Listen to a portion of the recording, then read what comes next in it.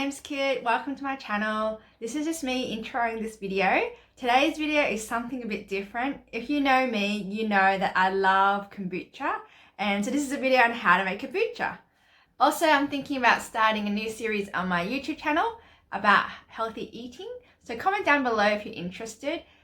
One of the things that I have studied is nutrition, and I am a qualified dietitian and qualified nutritionist. So I thought this might be a great way to kind of share some of the things that I've been thinking about and ways to kind of eat healthy.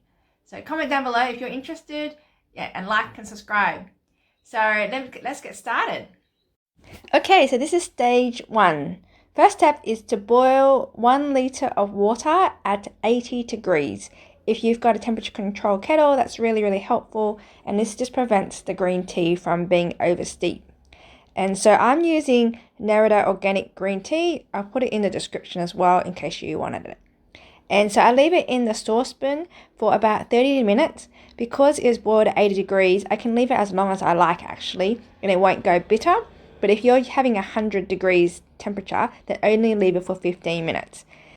The next step is to take out the green tea bags, and then you add the raw sugar. You need 1/4 cup of raw sugar. You put it into the saucepan. You turn on the stove to about medium heat, and then you stir until the sugar dissolves.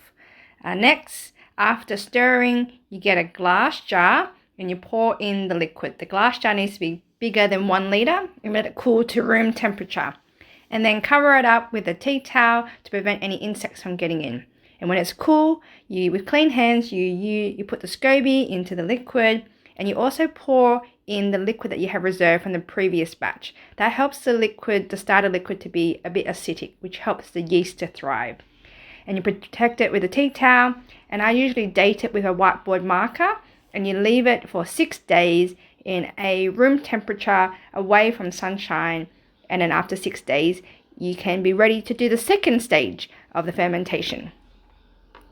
Okay, this is the stage 2. So after the aerobic fermentation, this is the anaerobic fermentation. So I give it a really good stir because the liquid has yeast and bacteria suspended in it. So I want to mix it right through. Then I take out the previous SCOBY, and already you can see how it's like 2 pieces. Every time you make and ferment, it actually doubles in size. So you can split it up and give half of it to your friend. I reserve about 1/4 cup of the liquid. I just estimate. So I save some for the next batch that you can put in.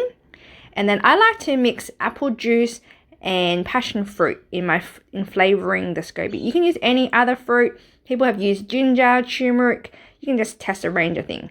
So I like apple and passion fruit, which is one of our favourite flavours. And then you just put some of the passion fruit, and I use this spoon. People say don't use metal, but I think it's totally fine because it's only very quick because of the acidity. You don't want any metal leaching. And then I pour it up to the neck of the bottle. Don't leave a little bit of a gap so there's a little bit more oxygen for fermentation. But this is the anaerobic stage, so no oxygen. Close the lid, and then you leave it for about 4 days, and then it's ready to drink. And it'll be really bubbly. Okay, so this is a drink that I've made earlier. So it's very bubbly. So when you open it, you gotta be careful. I don't know if you can hear the hiss. It's like bursting out. So I recommend when you open it, if it's a really bubbly one, open it up over the sink so it doesn't splat all over your face. So it's all ready to drink. Enjoy!